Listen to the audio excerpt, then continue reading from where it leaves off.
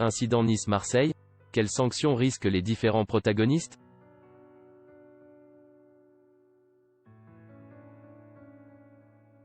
À la suite des incidents survenus à El Alliance Riviera lors de la 3e journée de Ligue 1 entre Nice et Marseille, dimanche, des sanctions devraient être prises à l'encontre des différents acteurs.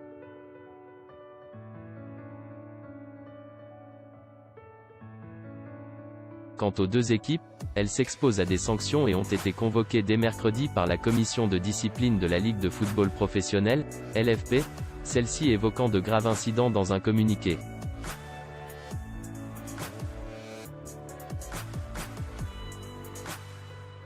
Le match Nice-Marseille a été arrêté dimanche 1h30, après que des supporters ont envahi le terrain à la suite d'un incident qui a enflammé la rencontre, une énième bouteille en plastique lancée sur le joueur marseillais Dimitri Payet, que ce dernier a renvoyé vers la tribune.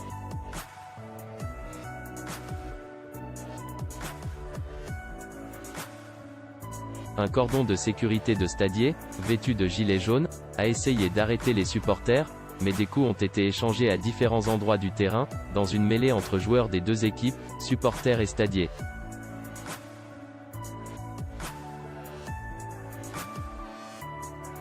Une enquête est en cours, mais il n'y a pas de garde à vue à ce stade, a précisé à l'AFP le parquet de Nice.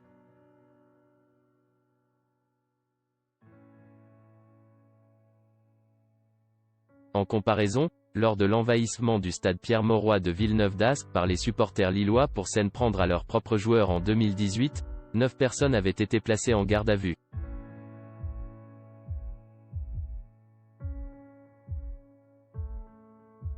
Elles l'avaient été pour entrer sur une aire de jeu portant atteinte à la sécurité des biens et des personnes et provocation à la haine ou à la violence lors d'une manifestation sportive.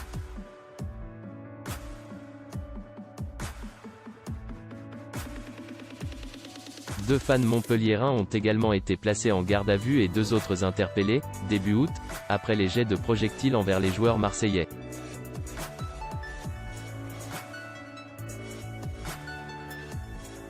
Grâce aux caméras de Prime Video, ou de celles à l'intérieur du stade, différents supporters auteurs de violences pourraient être confondus et visés, voire interpellés.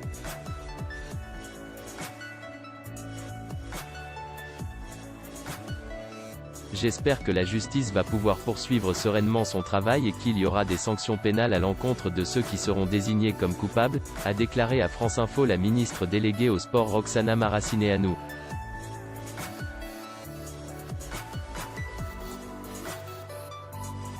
Le volet individuel des sanctions est privilégié par l'ensemble des acteurs car il permet de ne sanctionner que les responsables, détaille Pierre Barthélémy, qui précise que la commission de discipline peut s'avérer plus souple avec les clubs s'il aide la justice à identifier les auteurs concernés.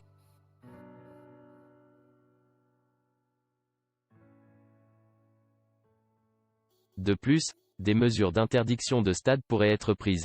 Il en existe 2 types, administratives et judiciaires.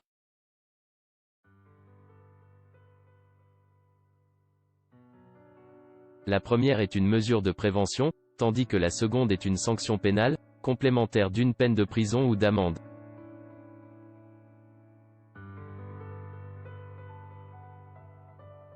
L'interdiction de stade peut durer 5 ans maximum.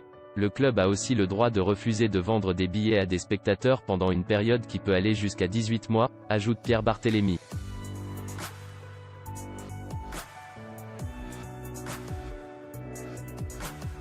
Le jeu a repris après plus d'1h30 d'interruption par un corner fantôme pour les Olympiens avec les 11 joueurs niçois sur la pelouse.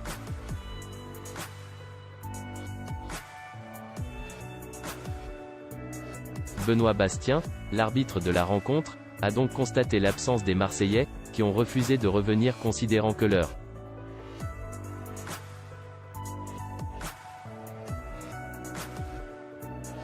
touché au dos par une bouteille en plastique alors qu'il s'apprêtait à tirer un corner, Dimitri Payet a répliqué en la renvoyant dans les tribunes.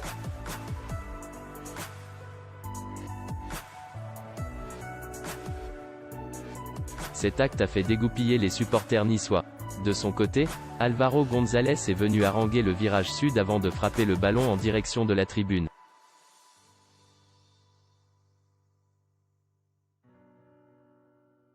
Les 2 joueurs pourraient être sanctionnés, tout comme d'autres acteurs s'ils venaient à être identifiés.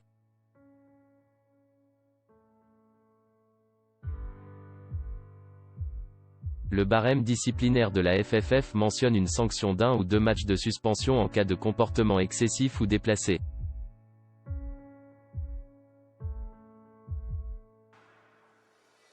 La tentative de brutalité ou de coup envers un autre joueur, un dirigeant ou un membre du public est sanctionné de 6 à 8 matchs de suspension.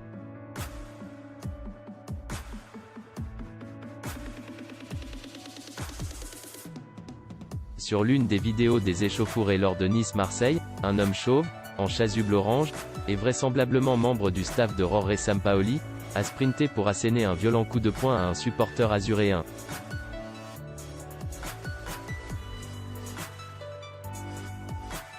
La sanction pourrait être très lourde, 6 mois à 1 an de suspension si le coup n'occasionne pas de blessure, et jusqu'à 18 mois si la blessure est constatée par un certificat médical.